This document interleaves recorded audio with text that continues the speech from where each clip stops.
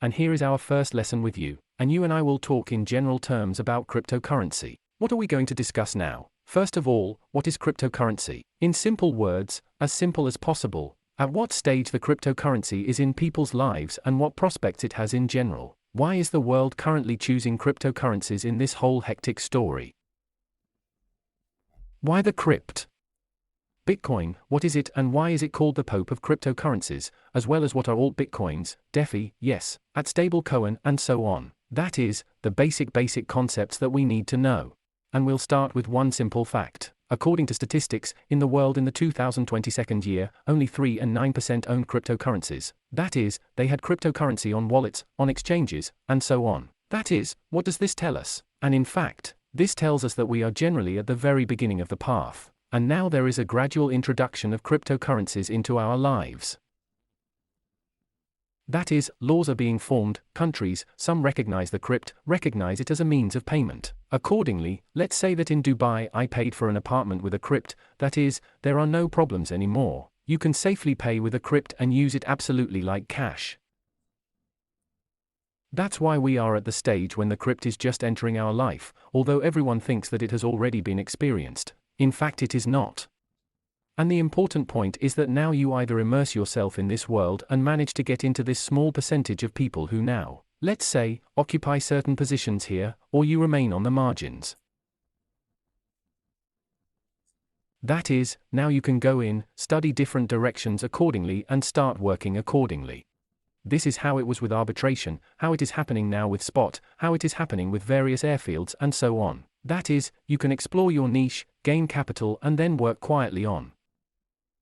Let's now figure out what a cryptocurrency actually is. In fact, the crypt is an analog of cash, but only in digital form.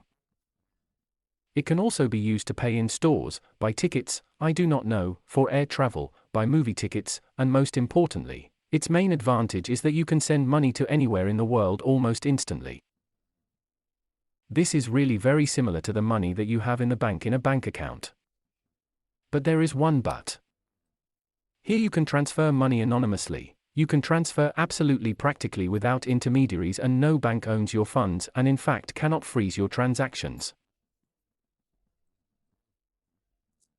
I just work a lot with arbitration and banks often have a question: where do you get the money, and where do you transfer it and so on.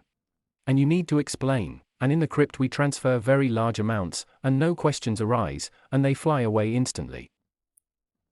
And this is a very big plus. Therefore, if you have a task to live in the world, to ride, then the crypt is the most fucking.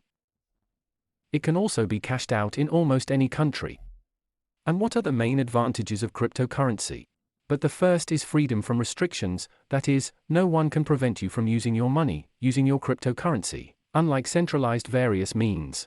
That is, when you put money in the bank, all the money does not belong to you, it is not yours.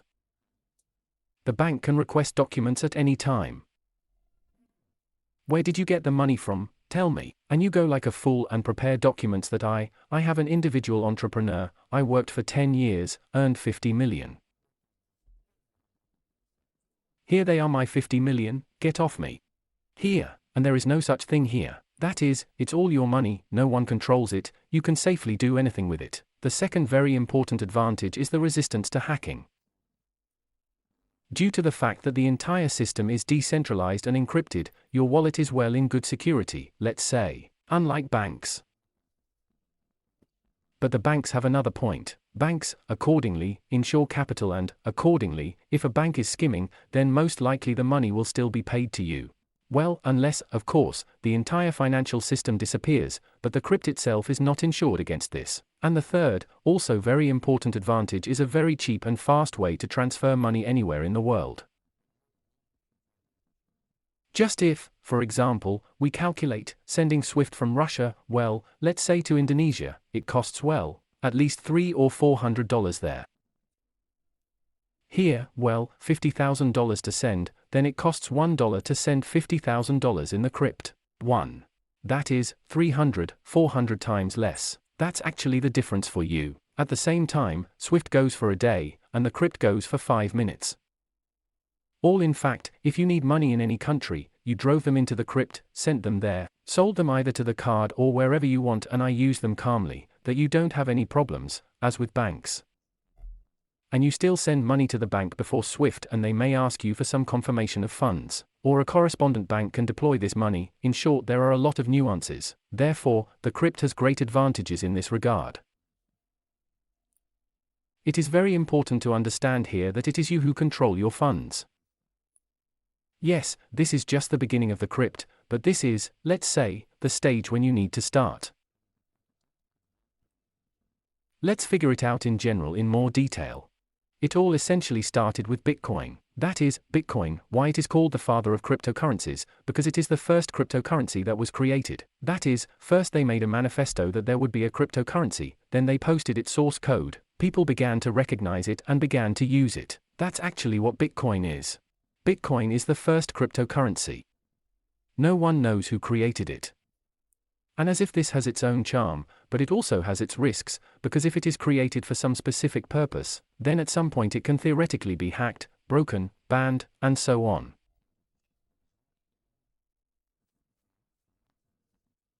That is, it also needs to be taken into account. What is Bitcoin? Well, if it's a simple Bitcoin, it's just a digital form of money, but unlike fiat currencies, control over Bitcoin is distributed among thousands of computers around the world.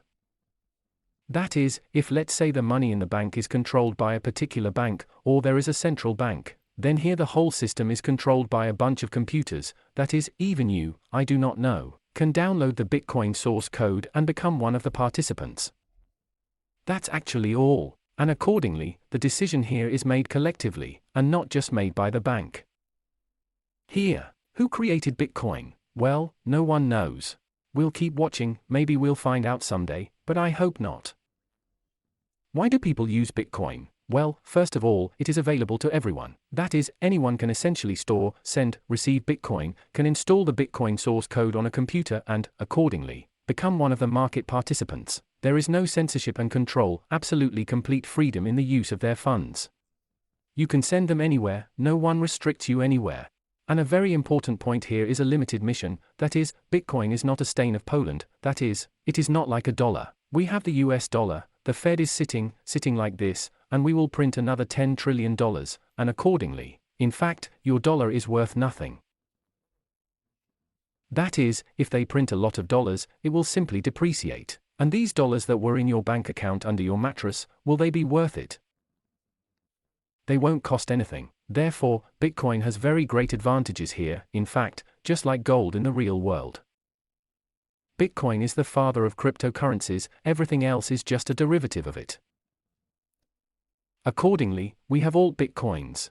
Altcoin, so that you understand, it's just any cryptocurrency besides Bitcoin. Everything you need to know. Any cryptocurrency. What types of altcoins do we have? This is Cohen Stableboard. Cohen Stable is coins that are tied to some fiat currencies, let's say it with DT. That is, it's with DT is essentially equal to $1 and it should always be equal, but as we see in the market, sometimes this is not the case. This is a stable coin, that is, they are kind of stable. There are currents to various platforms. Well, accordingly, there is some kind of platform, I do not know the same Binance, it releases its own token BinBi and, accordingly, this token depends on what happens to the Binance. There are various memes. Meme coins, fan coins are when a coin is simply issued in support of something, or just for fun. This is Dogecoin, for example, this is Shiba and these are various coins, various tokens, let's say, and there are football clubs and so on. There are various DeFi coins. What are DeFi coins? DeFi is decentralized finance. In fact, DeFi coins are those coins that act in the form of, well, like stocks on the stock market, they have about the same function. That is, you can use them to own a different share of the company there, and so on. Here, in fact, these were 4 types of altcoins. In fact, this is something comparable, like the sectors of the economy in the ordinary financial market, well, if you simplify it straight. What else do we need to know about the crypt? Probably, we need to know what DeFi is, because now it is often heard and, accordingly, I would like you to also slowly start looking in this direction. DeFi is essentially decentralized finance. We can say that this is an analog of the usual financial system, where you can invest, borrow money and, accordingly, launch various projects. That is, it's just the same financial market, only decentralized. That's in the crypt. Accordingly, what can be done from this? And what is the conclusion? And the fact that cryptocurrency is not a bubble, it has long been a full-fledged financial system, with a very large number of different instruments of players who are currently at the stage of constant growth. Here's what can be done from the fact that dev exists and in general from what is happening with cryptocurrency.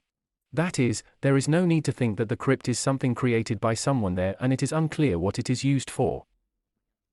These are already specific financial systems. Here you can really invest, borrow money, launch a project, and do a lot of things, so take it seriously.